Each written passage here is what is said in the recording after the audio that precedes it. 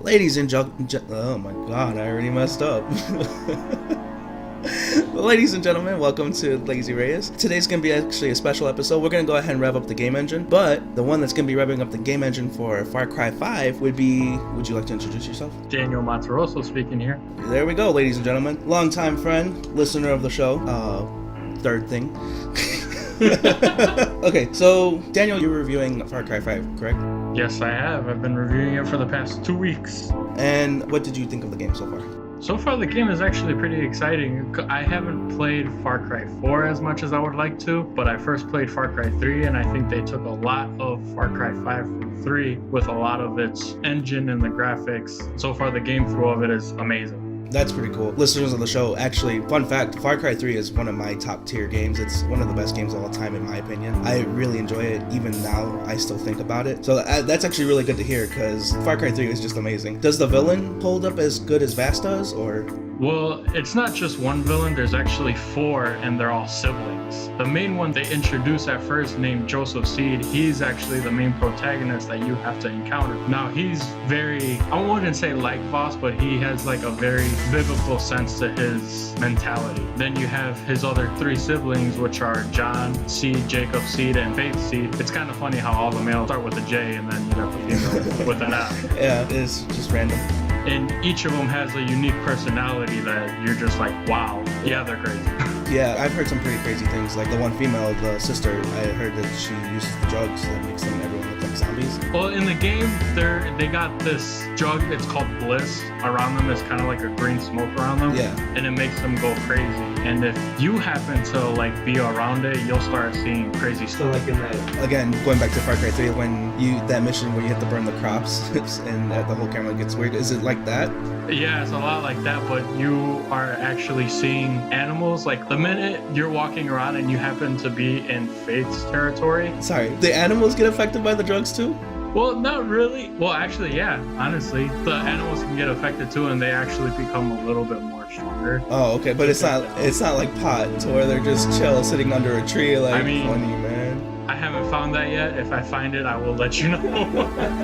But like I was saying, when you see an animal, this drug like messes you up so bad that you can see like a deer, and then if you try hunting it, all of a sudden it'll change into a bear. Wow, that's really cool. If that happens, you're like, oh god. Yeah, that's buck wild. I did not know that they did that. Alright, cool. What were some of your highlights in the game? Well, a lot that they've introduced, like I said, the villains have each a unique personality, and I love that they did that because you're looking at them. And the gameplay, now that they added where you can have people help you out, you can also have different animals. You can have literally a mountain lion named Peaches.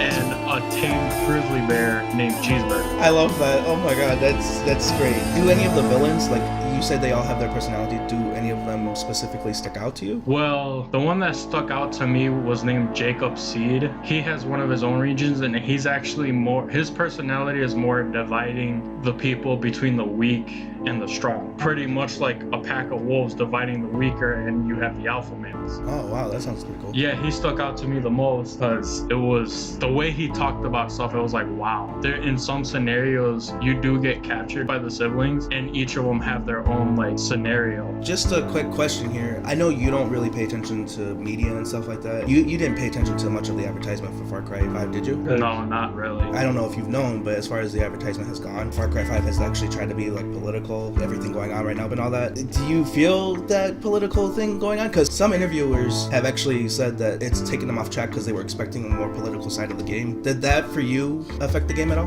Well, to me, I'm not really a political person. I don't look at that kind of stuff in media. But I think if that was influencing the game, I don't think it would bring much enjoyment into the game because you're really thinking of life that's actually happened now. So I think it's a lot better to view it separately. That makes sense. I'm glad to know that because, like I said, a bunch of other reviewers, some people in IGN, Polygon, it didn't hinder the game, but it did distract them for a quick second. Them thinking it was going to be more political than what it was. So it's good to know that an actual gamer. Like most of the game, it mostly rotates about one certain area, and there's a cult. Yeah, they bring a little mention about the government, that they're ruining us and all that other stuff. But like I said, I think it's a lot better to separate that from reality. Now, another thing that people have been saying is that this game is just wild with moments. There's moments where people are just walking down the street and all of a sudden a fire bear starts chasing them. Or, have you had any of those crazy moments?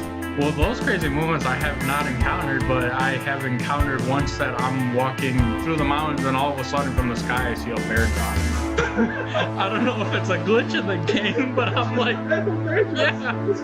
That's pretty wild. All of a sudden I see, and the thing is, it's still alive. It's not dead or anything. Oh my god. So on top of me freaking out that the bear just fell from the sky, now I gotta kill it. Wait, so this bear falls from the sky and it just automatically starts charging you? Yeah. Because it's nature. Obviously, a bear's gonna attack if they see like a human and stuff, but it wasn't on like any drug or anything. Oh man, that's funny.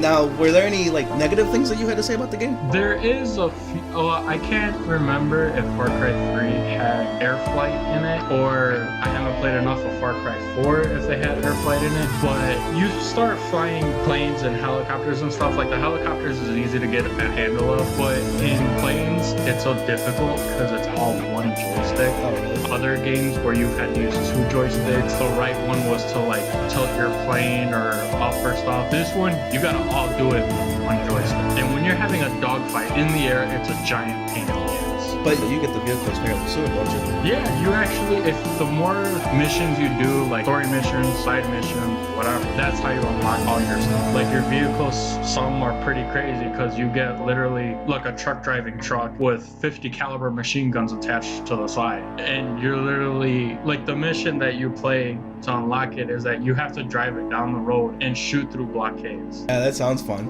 Oh, well, that's good to hear. All right, well then we're gonna go ahead and ask Daniel here. He's gonna go ahead and rev up the game engine and see what he gave the review. So here we go.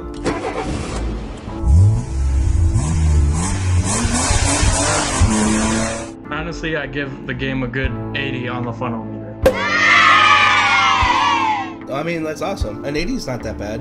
That's actually pretty good. Was there any final thoughts you had towards the game, or? Honestly, I think the online was a little disappointing because you can only have one online friend with you. Really? Yeah. That does suck. I mean, it's such a big open world game. You would think it would be more. Yeah, because you would, like, they kind of showed that the game, like, yeah, you can have more people help you out, take over stuff, but you would think that you'd have more than just one other person helping you out, online-wise. Yeah, okay. Well, cool. Then that's gonna do it for this episode of Lazy Reyes' Rev Up the Game Engine. If you guys like the video, then feel free to like, subscribe, and hit that little bell. Daniel, by any chance, do you have anything you want to plug? Anyone you like, that any friends that you have YouTube videos going on to? You don't have to plug me because this is my video, so don't plug me.